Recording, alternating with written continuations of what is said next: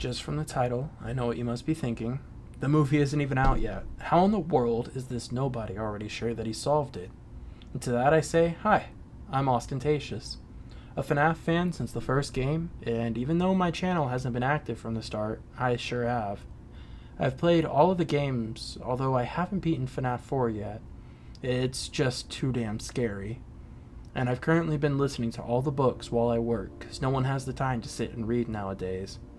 So I'd say I'm pretty well versed in the FNAF lore, leading me to draw some pretty big parallels to what we've seen in the trailers to what we've seen in the games. Now, before I get into the meat and potatoes of this theory, I do have to preface that if I'm right, then this whole theory is going to be spoiler territory. So if you want a fresh mind for the movie, then I suggest that you click off this video until you've seen it. But make sure to come back to see if I was cooking with this theory, and to make sure you don't forget, please like and subscribe to help me provide more content for you guys. Without further ado, what is the story in the Five Nights at Freddy's movie? I think the best place for us to start is the trailers and small leaks. What have these items been showing us? Well, we start our journey where main character Mike is looking for a new job after getting pretty physical with a customer, resulting in his firing. Which, me working retail, I have to say, I don't condone, but I do understand. But from this, we see his search land him in the hands of our William Afton job recruiter, Steve Raglan, who offers him a cozy position working as a night guard in a long-abandoned Freddy Fazbear's. An interesting detail to hold on to. Mike accepts the job and brings his sister? Young girl he's caring for with him to his night shift position.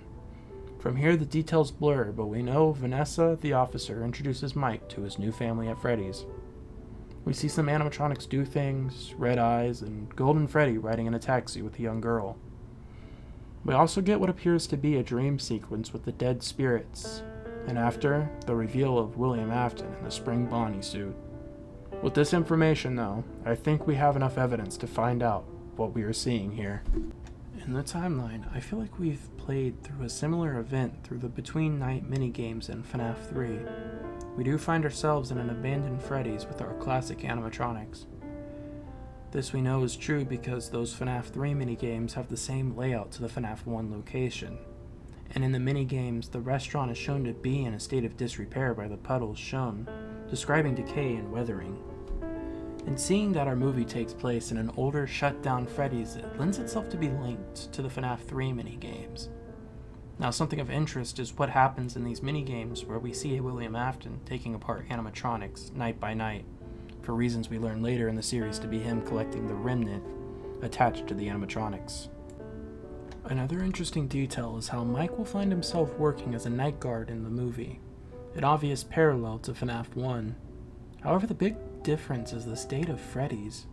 In FNAF 1, we assume that the position we take is one during a time the restaurant is still active and running.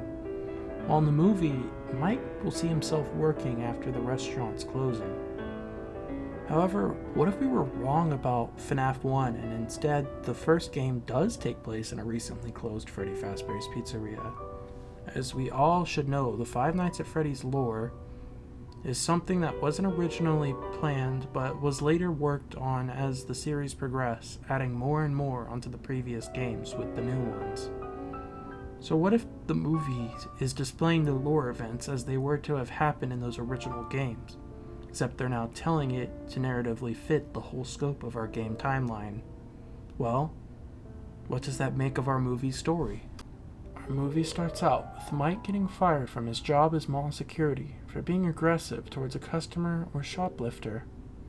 A newly fired Mike now needs to find a job to support himself and a little girl.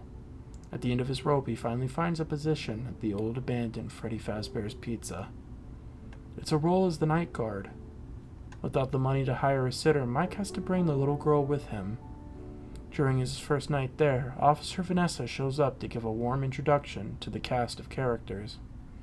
Vanessa seems off with her knowledge of the animatronics, as if she might become important in a later movie with their ties to the FNAF location.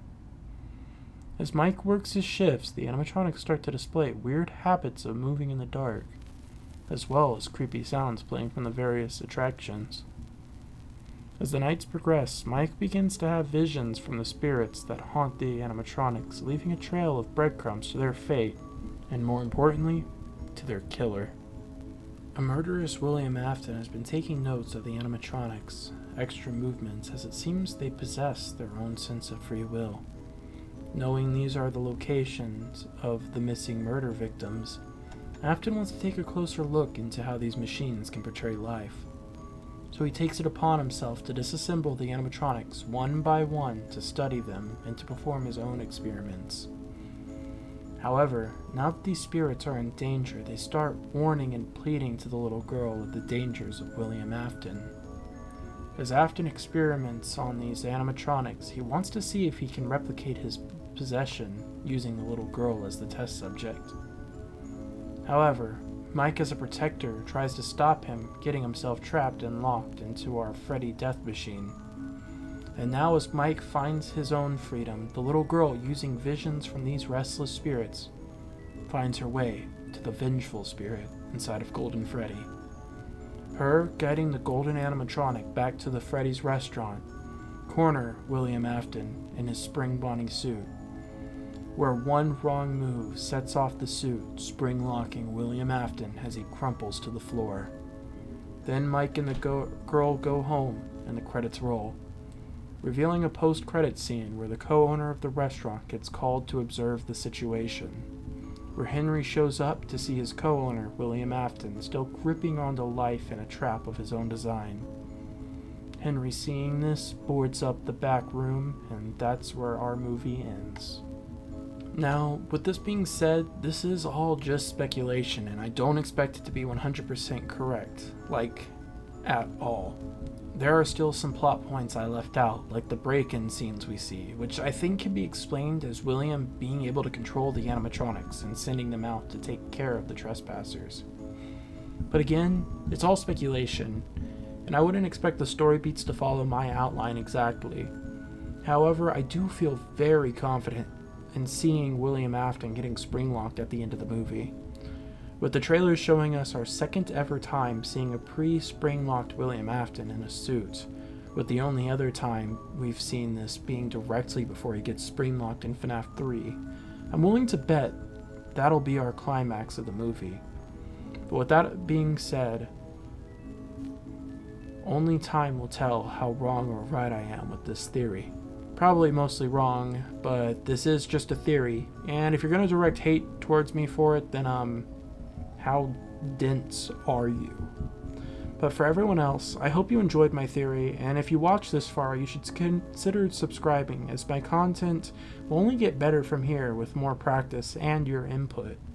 So thanks again for watching, and I'll see you all next time.